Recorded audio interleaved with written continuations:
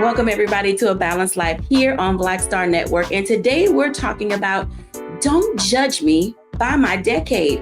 I know it is really difficult sometimes not to judge because we say it all the time. We listen, but we don't judge. Say it with me now. We listen, but we don't judge. Well, in reality, we somewhat do. We often think that various generations either don't know enough or they think they know it all. So today we're going to be joined by our guests who will shed a little light on what it means for us to somewhat coexist together, discover how to get along with the various generations, while at the same time, sometimes we need to put some generations in their place. We're joined today by our faves, Deborah Bell, Katrina Smith, and Levita Marshall. Welcome in, ladies. Hello. So I'm going to just start it off. How many of you have been judged by your age, by your generation? What are some of the things that people say to you? You're like, I don't think I'm being categorized correctly. And how does that make you feel? I'm going to jump right in and start with Pam Sam. I think everybody's always judged by their decade. You know, I'm in my late 50s, and there's always somebody, an elder, who says, you know, you're young. That was back in the day. You don't know anything, that sort of thing. Of course, that's going to happen. And I think us as Gen Xers, we tend to also judge the generations behind us as well. So I think there's always going to be some judgment between generations. It's really hard, ladies, because, sometimes we want to talk back and sometimes we just want to sit and take it. Levita, so are we all in the same generation? Levita, tell us, what are some of the things that you've heard? Yeah. People still considering, like she said, the elders like, oh, you're just a baby, I think we've chatted about this, before we got on, and you're just like, I know, I'm actually in my mid-50s. So I kind of know some stuff, and I've been there. I have some great life experiences as well. So. Yeah, I think that you both bring up a very valid question. I'm going to come to Katrina next, because oftentimes that lived experience in our age, we want to tell the older people what we know and, and kind of just jump right in and be a part of the, the mature crowd. And then they're sort of like, yeah, catch me later. Katrina, what is it like for you? Well, it's different for me because people don't realize how old I am. And so I don't let them know. I let them assume whatever decade they think. And I sit back and then I absorb it. And then at the right moment, I strike them with, wow, that's interesting. I have to do that since I'm retired. And so that always freaks them out because they're like, well, how old are you? I said, well, don't worry about it. I think, the wisdom part is I'm old enough to appreciate what they've been through. And I'm old enough to know that I get in where I fit in. Okay, we're getting in where we fit in. Now, Deborah Bell, we all have these lived experiences, and oftentimes, the gray-haired ladies, you throw people off, Deb. You know what? That is so true that I throw people off. I remember I was visiting a friend in New York, and I took the bus to her school. I get off the bus, and this guy who doesn't know me from Adam says to me, oh, you must have dyed that hair because you're not that old. I said, excuse me, sir, you don't know me. You don't know me. And so I get that often that, yeah, did you dye your hair? No, I didn't dye my hair. This is the blessing that God has given me. And it comes with the many years that are attached. I'm over 60. I think that's amazing because each of us has our own stories about how people judge us by how we look, our hair, what we dress, and all of these kinds of things. But there's something that really resonates, when we talk about it, we're not offended by it. I think we take it all in stride. I mean, the first time somebody calls you ma'am, were you ready for it? Because, I think all of us on here, are Gen Xers. And so with that in mind, people have a tendency, they don't know where to place us. the Gen X generation. I'm starting with us because we're like amazing. And so when we talk about the other generations, like we were the young people who were latchkey. We had the keys to the house. We, made our own meals, breakfast, lunch, and dinner sometimes. We stayed out all day, no cell phone, no quarters, no pagers, no nothing. And nobody looked for us. How does that make you feel being like in the center of all the generations, Lavita, to what you bring to the table to kind of guide these next generation? Yeah, I think I like being Gen X. I think that we're kind of the glue that holds, those two generations together. We're a good buffer between the younger, is it Gen Z and millennials, right? We're a good buffer between the boomers and the Gen Z and millennials. I really do. I think we're that glue that just holds those generations together. And because we've actually, I think we just have the best ability to relate to both of those generations. I really do, because we're in close contact with baby boomers because they're our parents, and we're in close contact with those Gen X and millennials because, those are our children, our nieces and nephews. So we can pretty much relate to all of those generations, whereas some of those generations might be kind of disconnected to each other. I like that. I want to ask Katrina this question because as Lavita was talking about being relatable, sometimes they take us, for granted, the younger generation, because we always say, but we're not, is your little friend, because we are like the cool auntie. We're a lot of fun. We're easy to communicate with. How do you help separate that balance between respect and authority and being real cool? That's an interesting perspective. I think I'm always real cool as a retired educator, so I'm able to bridge the gap. I know the lingo. I try to stay up with it. I know the latest dances, the latest TikToks. I'm out there, but I also say, I'm not your little friend, and I know where to draw the line. And I think you hit a nail on the head, Jacquie. That's one of those common phrases we grew up with. I'm not your little friend. And my kids laugh about it now because they'll say that was one of the lines. Be like, look, remember, I'm not one of your little friends. I think for me, though, how I use it to my advantage is by the wisdom, being able to sit and not judge. Like you said, when you open the show, I listen and I don't judge. So I sit back and I listen to both sides of the coin, and I find where I can make the message meaningful and impactful. I listen for my way in so that I can have those conversations and be relatable to them, where I can share wisdom without preaching down to them, or where I can share guidance. I like to do the what if. Oh, that's interesting. Sometimes I just play like I don't know, even though I know, because I want to hear their whole story, their whole perspective, without giving them my take on everything. I think that now that you talk about wisdom, and I think, when you say that, Deb, she just mentioned about being able to listen and allowing the other person to be heard. For this generation, the one that we're in, is that something that comes naturally to us, wanting to hear other people, share their thoughts, feelings, and emotions? And do you think it stems from us as kids not being heard? Because, we grew up with the children were to be seen and not heard. Well, let me start first with, I'm in the boomer generation. So come on, 1964, whatever. Yeah. So right on the edge, really, between, I think their list is 46 to 1946 to 1961.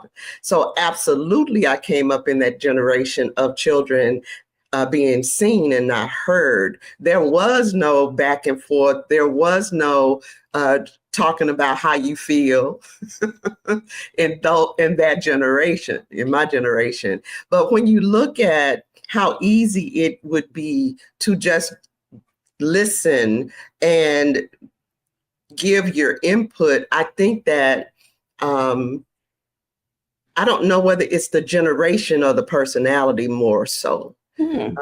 So many of us have been in spaces where we weren't heard. And when you're not heard, you want to be heard. And so it may be very challenging coming from that perspective to step back and listen. And then, as my sister before me just said, Katrina, just then find a space to come in and find alignment. Find a space where you can benefit the other person in what you do know and the knowledge that you have gained. So I think it kind of depends. But for those of us who have not been heard, baby, we want to be heard. For those who have not been heard, we want to be heard. I'm going to take a break. And when we come back, I want to dive in with Pam Sams, because each generation, even though we've heard certain things about who we are and how y'all expect us to be, our relationship with money from generation to generation can be a blessing and a curse. We'll be back in a moment after the break.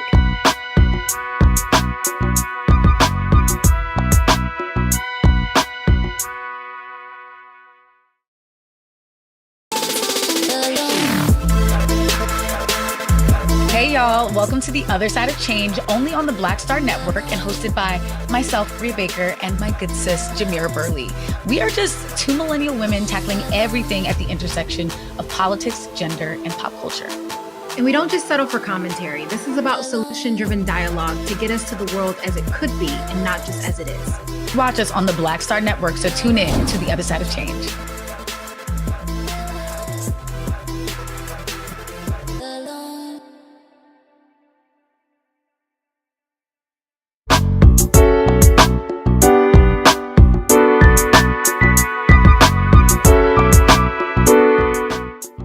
Welcome back, everyone. And as you can learn and hear and listen, and I hope you're taking notes, that each of us from generation to generation finds our space. And we, as Katrina said, we get in where we can fit in, because sometimes our voice is necessary and needed. And then other times we do need to just go sit down somewhere, as you know, Dr. Tierney would often tell us when she's on the show. So Pam Sams, let's have this conversation, because each generation, you know, as we move forward, we've got the silent generation, the traditionalist generation, we have the boomers, the busters, the Gen Z, the Gen X, the Gen Alpha, the millennials, and then Beta. And they all start with like 2008, and then they go up to like the early or mid 1900s. And we do have people who are living into their 80s and their 90s. And when we talk about these conversations from generation to generation, what should our relationship with money look like? Yeah.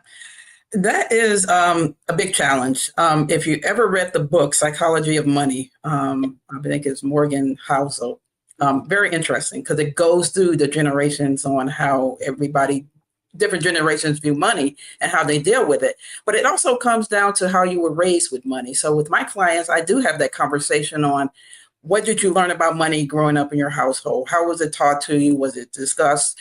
As we had talked about before, being seen and not heard. A lot of times with our older parents, money was not on the table as a discussion. And so we have to kind of figure it out, especially as Gen X's.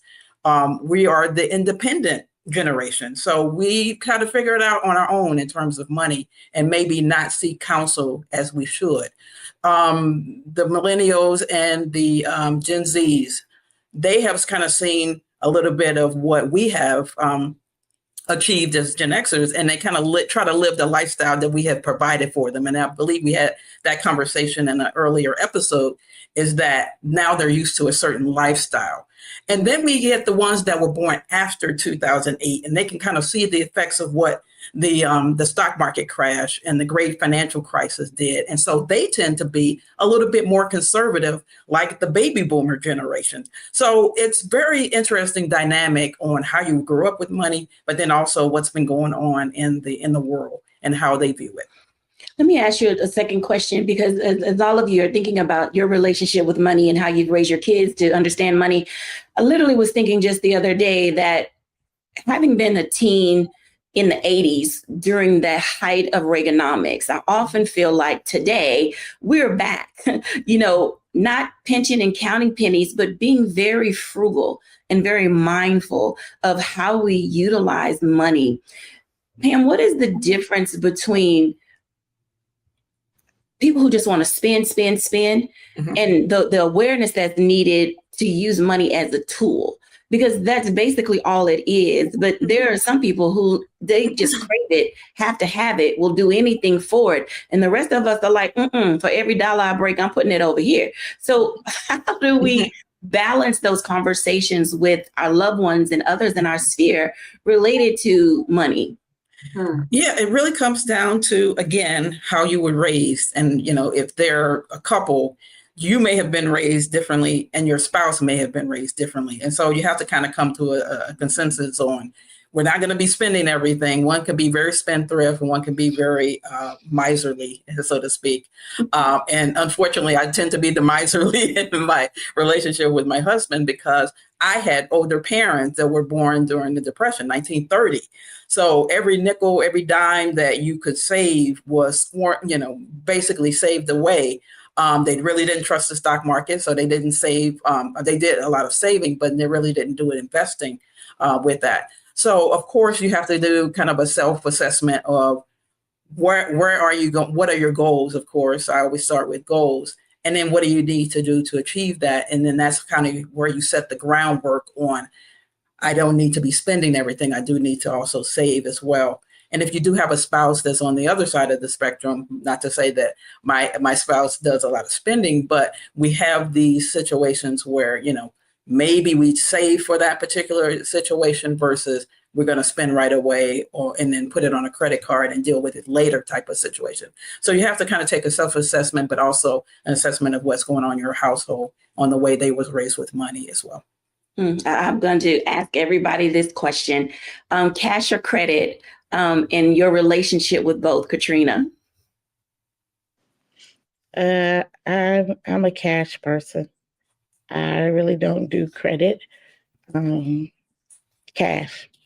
I pay for it and I'm done with it. I don't want to be owing anybody money. I like that. Lavita, are you cash, carry, credit? How does that work? That is definitely me. I am cash. My husband, he jokes all the time. He said, girl, you can take out our entire family out to dinner because you, with the cash in your wallet, I don't know anybody else who does that. And I'm like you. I'm the layaway kind of person too. Y'all remember the layaway? Oh my goodness. I love layaway. You just put your little cash on it and I'm done. I don't want to owe anyone. Yeah, I'm not a credit person. I love that, Deb. Yeah, after becoming debt-free in 2008, cash it is all the way. As everybody else has said, once you pay for it, you're done and you move on to the next thing. Absolutely cash. Okay, so I asked that question because I know that there are generations who have a difficulty because they want it now. There was this whole have it your way, get it instantly, that gratification that you get from having it now and not being able to wait. Having that same type of relationship with money related to things can cause people to just literally crash and burn. Katrina, from a faith perspective, and I'm coming around to all y'all on this one, because that relationship with money and where it can lead you into seasons of depression and desperation, why is it important to have a healthy relationship with your money? So the root, we could quote the Bible about the root of all evil, right? But it starts with us, right? Our relationship with money. I think Pam hit it on the head when she was speaking. Depending on how you were raised, how your family valued money, were you ever sitting in the room when money was discussed? That plays a big part of how you function with money as an adult. Like we said, we grew up in the generation where children were to be seen and not heard. So a lot of times we weren't in the room when the money conversations happened. And so we grew up with a different belief in money. From a faith perspective, we think about this money rules the world. Does it really? We know the real person who rules everything and has being over the whole entire world. So does money really rule the world? I don't think so. Money can be something that is a tool, just like anything else, to help you. It's how you put value in that money. Is it something you worship? Is it something that's the end all to be all? You got to have Gucci, Louis. It needs to be now. You got to have everything on demand, Amazon and everything else. You at Shein every 2 hours buying something, having it ordered and sent to your house. But then you have no life insurance. You have no policies to take care of your family if you become disabled. You have nothing in savings for when you retire so that you can still pay your bills. You're worried about check to check. And I get it. I was a young person living check to check. You take that $5 that you would spend at McDonald's and put it aside and let it grow. You start small until you can do better. So I tell people you do better when you know better. So we're now having these conversations with our young people. And so the expectation is that they're going to do better than what we did. I appreciate that entire discourse because, Deb, that is one of the things that we have to be mindful of, the which biblical principle, you mentioned about never be a borrower or a lender be is one of the things that you alluded to related to not owing people and, having this debt free, this faith-based relationship, Deb, is like stewardship. How do we stay in tune with being good stewards with our dollars so it does make sense? The first thing I believe is what Katrina said. It starts with you. Yeah, we could talk about money being the root of all evil all day long. We can talk about stewardship principles, but when we bring that in, there's a responsibility attached to that I will take ownership for my role in how I manage. And that could be managing me, that could be managing my money, that could be managing my time, whatever it is that I'm wanting. I have the desire to be a good steward. And in that vein, then there's a responsibility attached to it. That means I will take the time to do my budget, to know where my money is going and not just spend, that I will set limits around what I spend. I think that for me, I didn't learn about money at an early age. So I grew up in that environment that Katrina talked about. I saw the spending that my aunt did because she loved shoes and she always did things taking care of us. So I saw the spending. I didn't see the savings. So then I did not have a good relationship with money. And it was not until being grown that I recognized that I had to take responsibility for the money God provided because everything comes from him. And what I did with what he provided, that if tithing is a part of my reference, that I did that, because that was one of the priorities. And then budgeting and saving. I didn't know how to save. I had to learn these things as an adult. And so now, as Katrina said, I'm teaching my son. He's investing. He has all kinds of little accounts here, there, and everywhere that he's investing into early. And so it can be learned, but we don't always grow up with it. Absolutely. I appreciate that. When we come back, y'all, after the break, I want to continue this conversation because Pam Sams talks often about this money mindset. I want to dive in with her and Levita and how do you get that money mindset and pass it on, to your children who are watching how you build your own relationship with money. We'll be back in a moment after the break.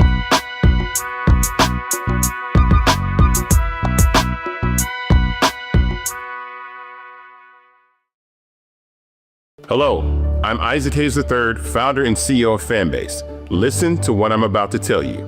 The window to invest in Fanbase is closing. We've raised over $10.6 million of our $17 million goal. That means there's room for less than 6,370 people to invest in Fanbase for the average amount. The minimum to invest in Fanbase right now is $399. That makes you an owner in Fanbase today. Go to startengine.com/fanbase to invest. Why? Because current social apps have taken advantage of users for far too long, with content suppression, shadow banning, harmful racist content, and no real tools for monetization and equity. Fanbase has over 1.4 million users and counting, allowing anyone to reach all their following and monetize their content from day one. Social media is the new TV, and whoever owns the apps that distribute that content have the opportunity to own potential billion-dollar companies. While big platforms with uncertain futures are failing to serve their users, Fanbase is stepping up to fill the gap. Don't wait until it's too late. Invest now, invest for yourself and your future. Go to startengine.com/fanbase and own the next generation of social media.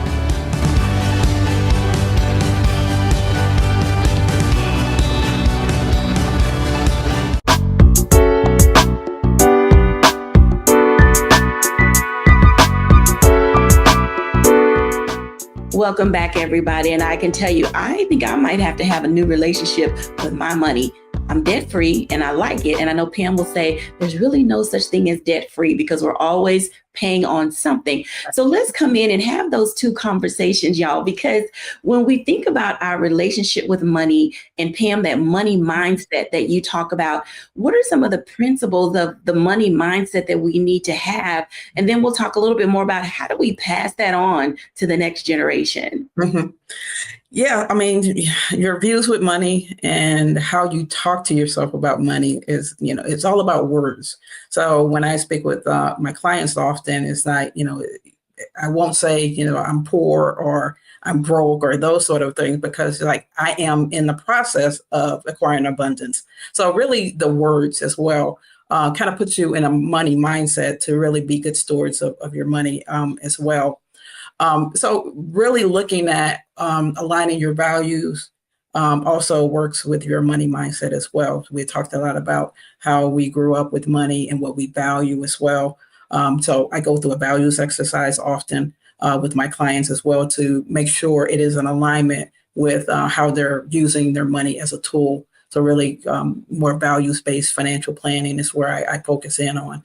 But it's all about the words and your choice of words.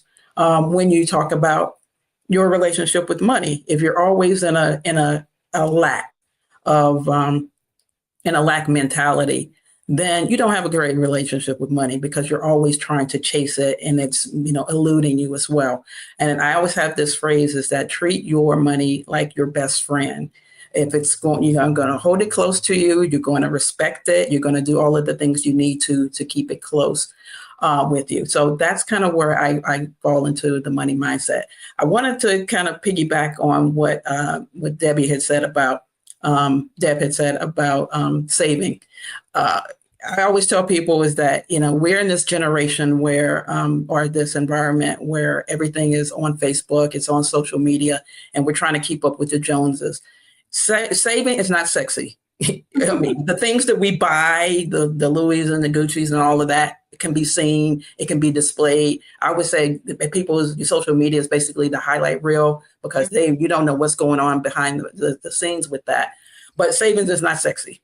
I would experience, of spending. That's where, unfortunately, we fall victim to on really trying to live a lifestyle that we may not be able to actually afford. I appreciate you saying that. They're actually, one of the generations is split in two. Between the 1950s and 1960s, they were actually called the keeping up with the Joneses or the Joneses generation. So I totally understand, what Deb was saying related to how we comparison and wanting what other people have. It's not necessarily a great way to live. Lavita, when you think about your relationship with money that you have, and not necessarily how you grew up, but the one that you developed, you mentioned about being debt free. How do you pass these principles on to your kids? But most importantly, what is your definition of debt free? Okay, so you just mentioned something about like comparing ourselves, to others. And that was actually one of the highlights that I took out of the book. I did read Psychology of Money. My husband and I read it last year, and it talks about, I'll never forget, he talks about enough, like enough. What is your enough? And how we need to stop comparing ourselves and we need to set those financial goals, because you have to just get to the point where it's just enough. And he talked about, how Warren Buffett, who is one of the wealthiest people in the world, he still lives in the same home that he and his wife purchased, all those years ago. One thing that we say in our household is that how you are with anything is how you are with everything.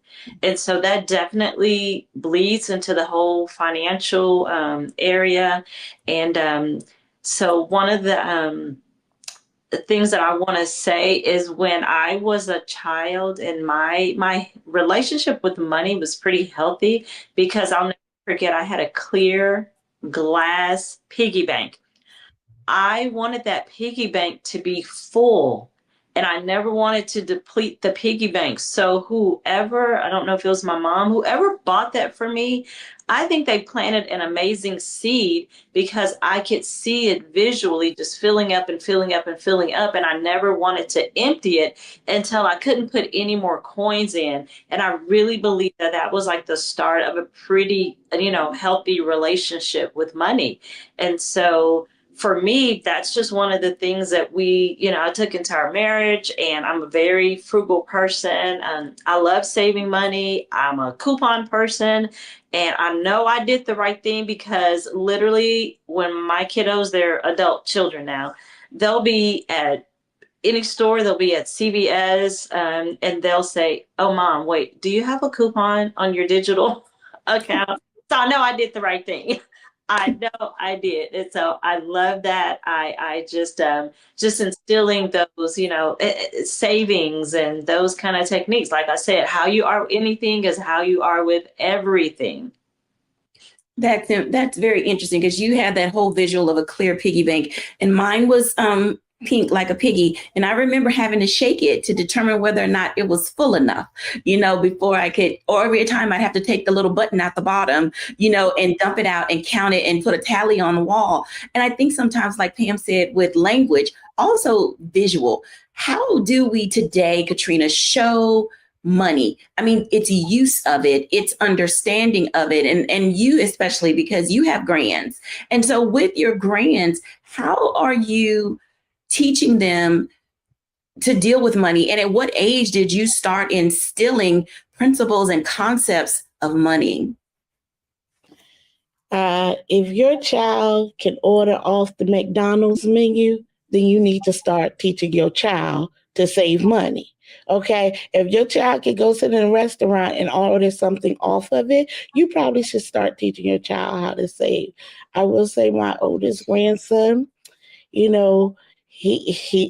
just the apple of Mimi's eye, as the other two are, and he had an iPad. Well, that grandchild broke that iPad, and what was decided was that it would not be replaced. He would have to earn and save his money. And once he saved enough, we might match it to replace the iPad. So at 7 years old, he learned, he equated his chores he was doing to how much money he could make. And that if he did so many chores, he could come out by the end of the week making $40. So he would hustle all week long to make sure his chores were done so that he have his money. And then he count his money and put his money up. When it became time to pay for the iPad, we thought we were going to have to match it. The child had saved enough money to walk into the store himself and buy the iPad outright, because he refused to spend any money. We would say, "Oh, if you want that, you can buy with your money." "No, that's okay. I don't need it." Mm-hmm. So you start that early. If it's something valuable that they want, even as a little person, say, "You know what? You can use your money to get that." "Oh, no, that's okay. I don't need it then." See, they need it when it's your money, but tell them to spend their money and see how much they need. Wow. This is all so very true. I love that we're going from generation to generation to generation, because the younger generations are able to see not only how we utilize money, but the wisdom. We really put some thought into what we're going to put our money on and how we're going to spend it. And I want to ask each of you this question, because I know a lot of families do not include their kids in conversations about why they can or cannot have a thing. And it's because, like, whoever's head of household or the family goals, family vacations, buying a house, relocating, whatever it is that they want to do, they have a tendency to exclude the children from the conversation. So when a kid gets a no, it's this big ordeal because they don't know that something greater is coming. And I'm going to start this question with Pam. Mm-hmm. In order to, I don't know if you can mitigate, the fallout from kids being told no, because we know the whole attitude and the door slamming and the this, that, and the other. You mentioned a lot about language. How important is it to just have basic conversations about the goals of the household? Yeah, I mean, that's where you, really sit down and say, I always encourage family meetings, and including the kids as well to the best that you can.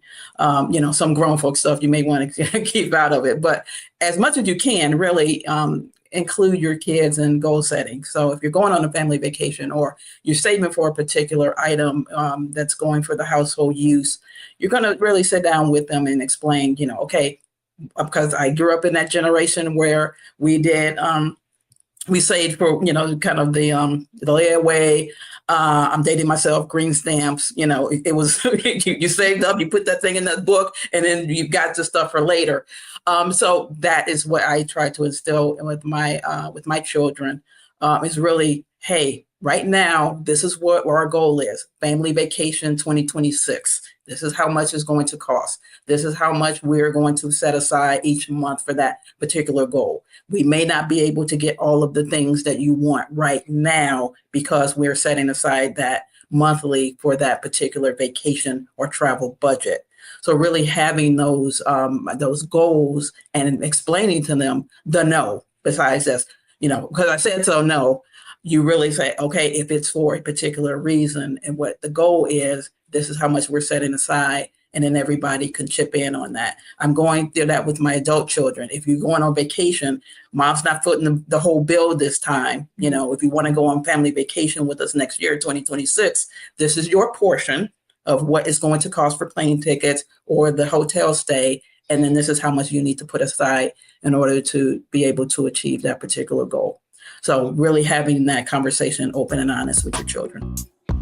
I like that. I know I have to bump for a break. So when we come back after the break, we're going to continue this conversation. I'm going to jump in with Deborah Bell because there's something about sacrifice that helps the entire plan come together, but the willingness and the ability to do so oftentimes can trip people up. We'll be back in a moment after the break.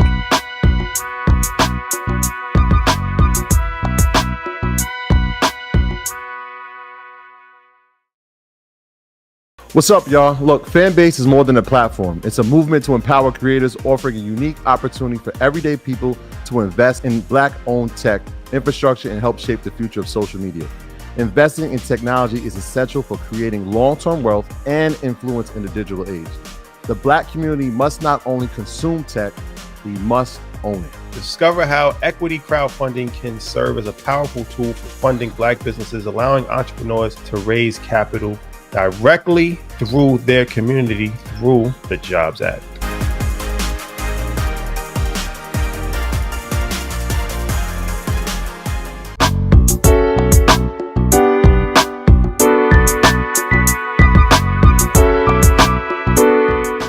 Welcome back, everybody. And as you can tell, money, and conversations around the wisdom and the use of it are a very big part of generational dialogues so that everybody can get not only what they need, but some of the things that they want. Hey, Deb, let's have that conversation because oftentimes so Deb knows this phrase, not equal in giving, but equal in sacrifice. And I think it's one of those phrases that I've used over time that says, I may not be able to do what everybody else does, but I can do my part. Can you talk to us about the benefit of doing your part? That's really good because it's important, especially in family, to make sure that everyone understands the goal and how to get there. I love how this has been explained throughout our conversation. So one of the things that I do with my son in particular is I want to make sure that he understands how God factors in to what happens in our household. I want him to understand that when we are at a place where everything's not lining up, and even when we both done our part and there's still something missing, and then out of nowhere, it seems that we get what we need, I need him to understand that God is a part of that equation. And so as we've set goals, as we've split bills, and as he's had to now come up with his part of what the need is in the household, he's also learned that when things don't always add up, God has an amazing way, because of our faithfulness, because of when you give, he also gives to you. He has such a deeper understanding of that context, because of the fact that I make sure that you know that the blessings that we receive, that comes from God. You know that when there's a struggle and we come out on top, that's God. That you know that blessing don't always equal to money. Sometimes the blessing is your good health. Sometimes the blessing is how God navigates a situation where what could have happened didn't happen. That's and right. so helping him to understand those things is one of the ways, now he has to pay his part now that he's understood how that really works. I like that, because understanding how it really works isn't always that easy. I'm going to ask Levita this question, and I'm going to come to Katrina, because each of you have children who graduated from college. They are, starting or have been in their first jobs for a little while.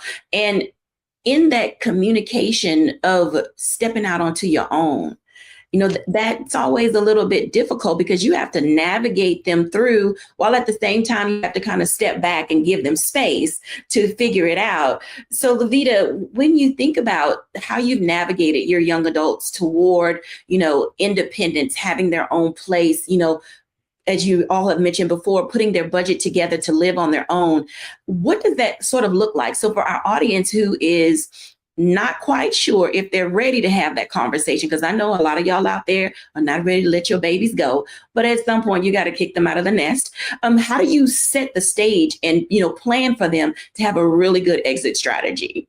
Yeah. Okay. Let me tell you how we kind of started this journey. Even before we had children, every New Year's Day, my husband and I would get a hotel room, and we would make what we call the Marshall family vision. And we would write down everything that we were trusting God for that particular year.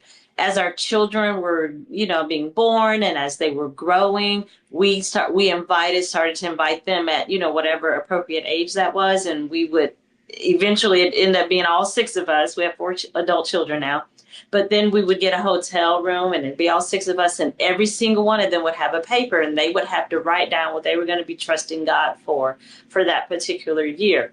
And so that seeped into every Sunday. We started doing this family meeting at 6:00. We'd have our family meeting. We'd go over planners and calendars, and we discussed money. And so that is something that we discuss, and we let them have a voice, and we let them ask all those questions. And so they kind of grew up, seeing all of that, and they saw hard decisions. So one of the decisions that they saw us make was, okay, we have to move from where we're living in Texas. We need to relocate back to Houston to help take care of your dad's parents. And so, hey guys, this is what we need everyone to do. We all have to sacrifice. This is not going to be easy, kiddos. This is not going to be easy, but this is what God is calling us to do. And so from that, I think that really set them up for the mindset of sacrifice and giving. And we had so many talks about budgeting. So when those older 2, like you said, graduated from college and they got the jobs, they knew that, hey, we're in the real estate investing business. So we know mom and dad are going to, want us to get some real estate. And so the thing was for each four of them to own their own real estate. And so they did do the apartment thing. I mean, everyone did that. We're not anti getting your first apartment. That is a wonderful, fun experience to get out and do that. But after they had saved up money and we kind of walked them through that process, our oldest purchased a condominium, which right now she rents out, leases out to a tenant. And then our oldest son just purchased his home, first home about 3 months ago. And so those are conversations that we were having with them in high school. And so they were hearing it and they were seeing it. They were seeing us purchase properties as well. No, I appreciate that, because oftentimes to get people on a path, you have to lay out the journey. Katrina, when you think about the journey of your young adults and how you're passing down these wisdom keys and tools to their children, help us set pace for that, because you can't throw it all at them at one time. You got to ease them into the journey. Well, yes, you can. You can throw them out there. No, I get what you're saying about easing, but I think it comes with the conversation. I definitely appreciate everyone who's been saying family meetings. I'm a big proponent of having family meetings and having those conversations. I will say that when my children went to college, I kept that family meeting style, even though they were at college. You only had to call me one day a week. You got to pick the day and the time, and you called me that. So if your call was Sunday at 6:00, I didn't plan anything else, because Sunday at 6:00, that was your time with me. And we would conversate about your week, what you had going on.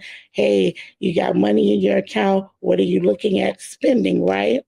What I will tell you on the sidebar is one day, one of the children missed their call with me. So their call was that Sunday. They did not call at the appropriate time. So being the person that I am, I turn their phone off. So that child called me from another number and said, hey, my phone is not working. And I said, well, let me help you with something. I work so that you can have the things of luxury that you've grown accustomed to.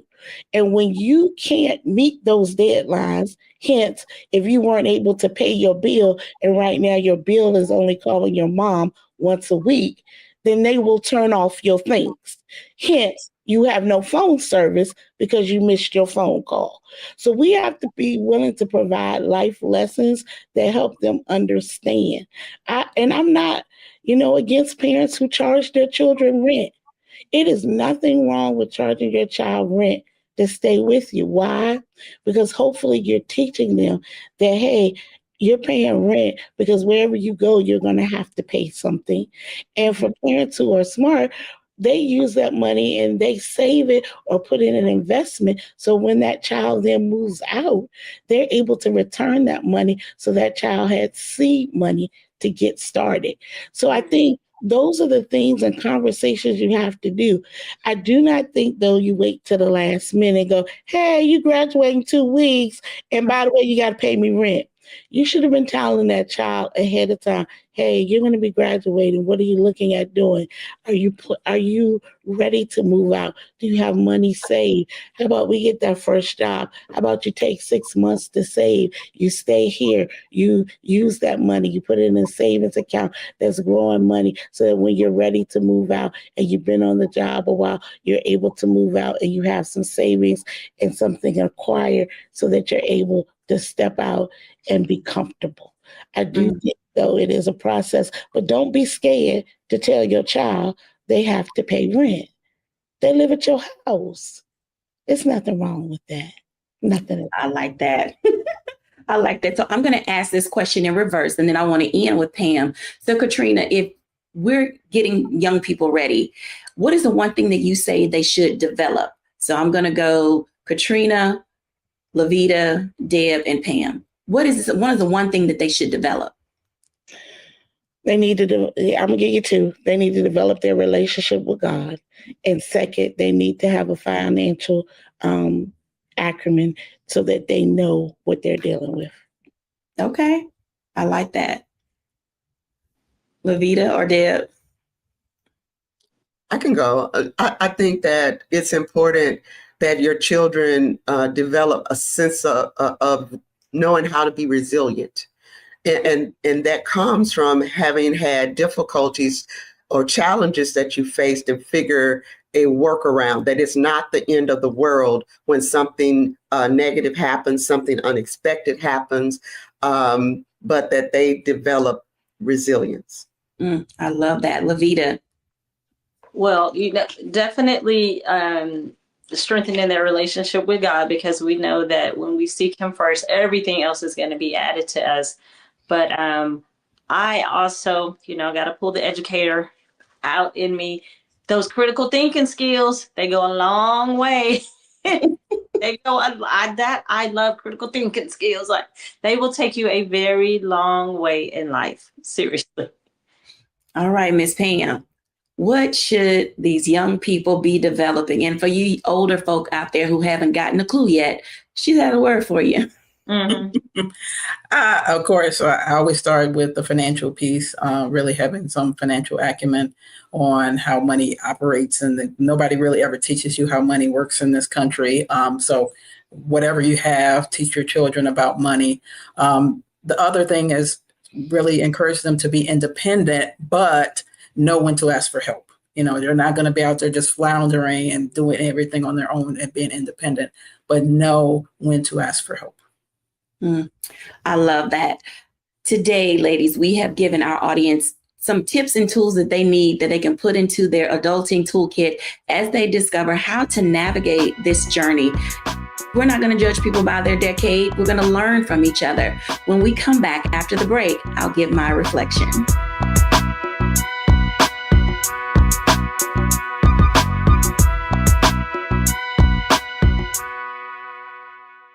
Hello, I'm Isaac Hayes III, founder and CEO of Fanbase. Listen to what I'm about to tell you. The window to invest in Fanbase is closing. We've raised over $10.6 million of our $17 million goal. That means there's room for less than 6,370 people to invest in Fanbase for the average amount. The minimum to invest in Fanbase right now is $399. That makes you an owner in Fanbase today. Go to startengine.com/fanbase to invest. Why? Because current social apps have taken advantage of users for far too long, with content suppression, shadow banning, harmful racist content, and no real tools for monetization and equity.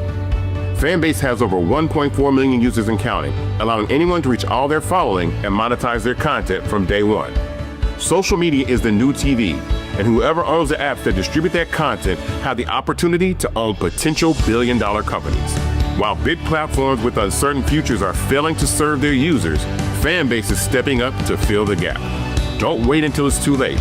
Invest now, invest for yourself and your future. Go to startengine.com/fanbase and own the next generation of social media.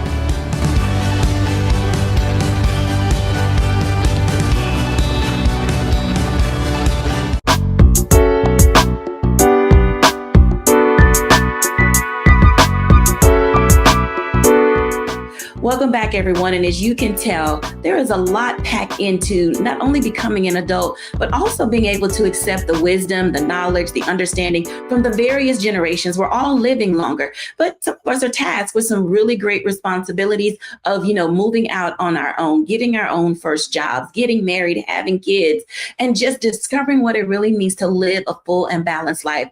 While at the same time, there are others who are seeking retirement, people who are raising, other people's kids, people who are in this space of taking care of elder parents. But whatever it is that you do, find time and space to learn about yourself, embrace someone who can come alongside you, and then also get a good relationship with your money because it matters. Thank you for watching. Bye now.